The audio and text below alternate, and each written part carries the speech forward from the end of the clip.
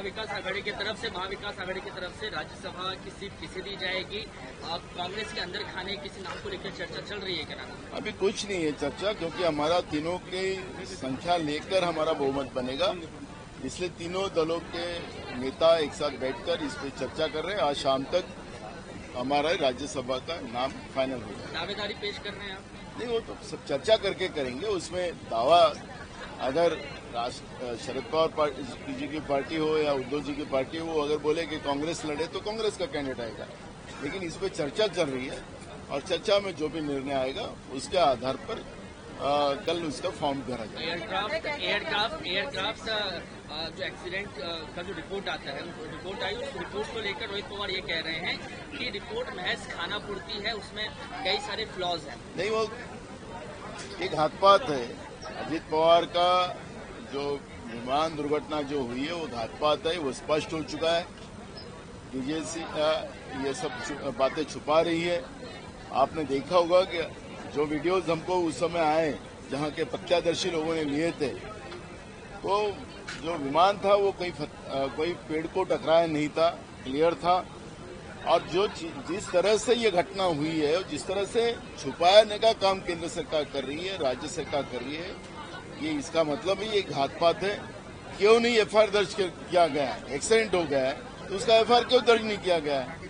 तो मुख्यमंत्री एक बता रहे कि हम लोग इंक्वायरी कर रहे हैं, तो फिर एफआईआर दर्ज क्यों नहीं किया? तो इसका मतलब ही है कि सरकार कुछ बात छुपा रही है। जिस तरह से रोहित पवार उस बात को बार बार दोहरा रहे, उस परिवार का सदस्य दोहरा रहा है, तो सरकार ने इसके ऊपर ध्यान देना चाहिए। राज्य के उप मुख्यमंत्री पद पे रहने वाला व्यक्ति सुरक्षित नहीं है तो राज्य के जनता ये सुरक्षित है क्या?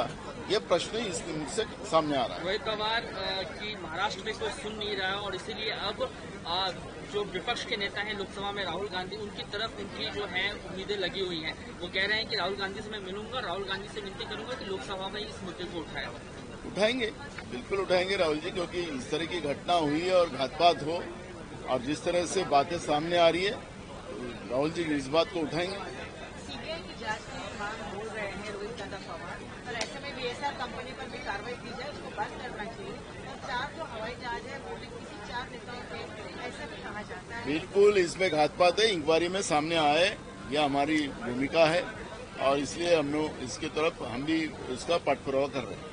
अमेरिका, इजराइल और ईरान का जो युद्ध शुरू है उसमें महाराष्ट्र के किसानों का बहुत बड़े पैमाने में नुकसान हो रहा है, फसलों का नुकसान हो रहा है।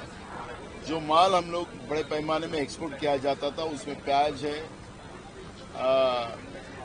अंगूर है, बहुत सारी चीजें हैं, चावल है, वो भेजा जा रहा था, लेकिन वो जैन पेटी में वो बड़े पैमाने में वहाँ पे दम होकर पड़ा हुआ है और वो भूमिका हमने सरकार के सामने रखी। सरकार ने तुरंत उस किसानों को न्याय देने के लिए, व्यापारियों को न्याय देने के लिए भूमिका लेना चाहिए। सरकार की तरफ से जवाब आया कि हम लोग केंद्र सरकार से बात कर रहे हैं और केंद्र सरकार के माध्यम से हम कुछ तो भी रास्ता बनाएंगे।